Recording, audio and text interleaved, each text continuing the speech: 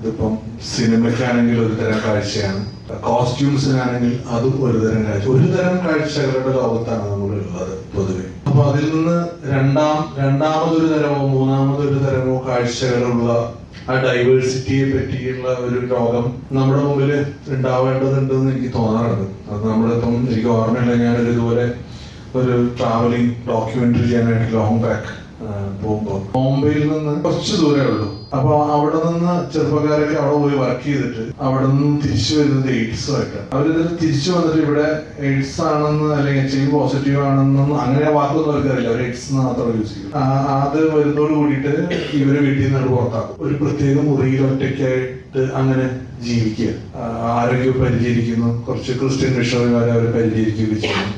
ഇന്ത്യയെ പറ്റി കാണാത്ത മറ്റൊരു കാഴ്ച അങ്ങനെ കണ്ട പോലെ തന്നെ വേറെ തരം കാഴ്ചകളുടെ കമേഴ്ഷ്യലി ഒരു വയബിൾ ആയിട്ടുള്ള ഒരു പ്രൊഡക്റ്റിൽ നിന്നല്ലാതെ കാണാൻ സാധിക്കുന്നത് ഒരു വലിയ കാര്യമാണ്. എക്സ്പെരിമെന്റുകൾ എന്നും അത്ര പെട്ടെന്ന് ആക്സെപ്റ്റ് ചെയ്യുന്നതല്ല നമ്മുടെ ലോകം. എക്സ്പെരിമെന്റ് കഴിഞ്ഞ് പിന്നീട് എപ്പോഴൊക്കെ ആയിരിക്കും ഇതിൽ നിന്ന് കിട്ടുന്ന ചില ഊർജങ്ങൾ പിന്നീട് അത് സിനിമകളുടെ ഭാഗമാവുകയോ അല്ലെങ്കിൽ മെയിൻ സ്ട്രീം പ്രൊഡക്ട്സിന്റെ ഭാഗമാവുകയൊക്കെ ചെയ്യുന്നത്. അപ്പൊ അതുകൊണ്ടാണ് ഷമീം അങ്ങനെ ഒരു ഐഡിയ പിച്ച് ചെയ്തപ്പോ അത് നമ്മുടെ സ്ഥാപനത്തിന്റെ കൂടെ ഭാഗമാവട്ടെ, നിയോയുടെ കൂടെ ഭാഗമാവട്ടെ എന്ന് എനിക്ക് തോന്നിയത്, ഞങ്ങൾക്കൊക്കെ തോന്നിയത്. അപ്പം ഷമീമിന്റെ ആ എഫർട്ട് എന്തെന്നുള്ളത് ഇവരോട് ഷെയർ ചെയ്തിട്ടുണ്ടോ എന്ന് എനിക്കറിയില്ല. ഒരുപാട് വർഷങ്ങൾ കൊണ്ടുള്ള ഒരു എഫർട്ടാണ് ഷമീമിന്റെ ഈ വർക്ക് എന്ന് പറയുന്നത്. അപ്പം ഇതെന്താ ഗുണം, ഇപ്പൊ എന്തായി എന്നൊക്കെ ചോദിക്കുന്നതിനേക്കാൾ എക്സ്പെരിമെന്റുകളുടെ സാധ്യതകൾ നമ്മളോട് തിരിച്ചറിയാനുള്ളതാണ്. നമുക്ക് ഒരുപാട് എക്സ്പെരിമെന്റ് ചെയ്യാനാണല്ലോ നമ്മൾ ഇറങ്ങിത്തിരിക്കുന്നത്.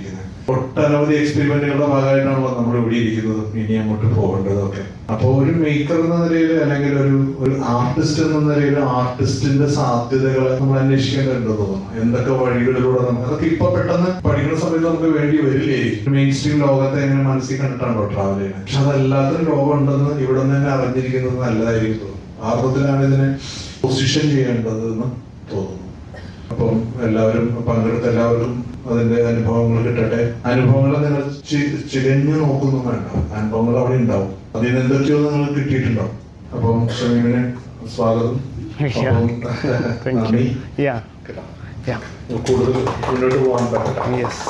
ഇങ്ങനെ ഒരു മിതമായ താല്പര്യം കൊണ്ടാണ് ഇതുവരെ എത്തിയിട്ടുള്ളത്. അപ്പൊ നമ്മൾ എന്തൊക്കെ എഫേർട്ടുകളാണ് ഇതിനു വേണ്ടി എടുത്തിട്ടുള്ളത് എന്നുള്ളത് ആലോചിച്ച് നോക്കുക അല്ലെ. നമ്മൾ ഫിലിമായിട്ട് ഇറങ്ങി തിരിച്ച് പഠിക്കാൻ പോകുന്ന ആൾക്കാരാണ്. അപ്പൊ അങ്ങനെയുള്ള ആളുകൾ ഇറങ്ങി പോകുമ്പോൾ നമുക്ക് പലതും ചിന്തിക്കാൻ കുറച്ച് കാര്യങ്ങളുണ്ടാവും. അല്ലാതെ നമ്മളൊരു കൺവെൻഷണൽ സ്റ്റൈലിൽ നമ്മൾ പല രീതിയിൽ പോകുന്നുണ്ടാവും. അതൊന്നും എല്ലാവരും ഒരു ഭ്രാന്തമായിട്ട് ഔട്ട് ഓഫ് ദി ബോക്സ് ചിന്തിക്കാനുള്ള സ്പേസുകളാണ് അതൊക്കെ. അത് ആ രീതിയിൽ കാണുന്നത്. എന്തായാലും താങ്ക് യു. നിങ്ങൾക്ക് രണ്ടുപേർക്കും നന്ദികൾ പറയാനുണ്ട്. അത് ഉള്ളിന്റെ ഉള്ളെന്ന് പറയുന്ന നന്ദിയാണ്.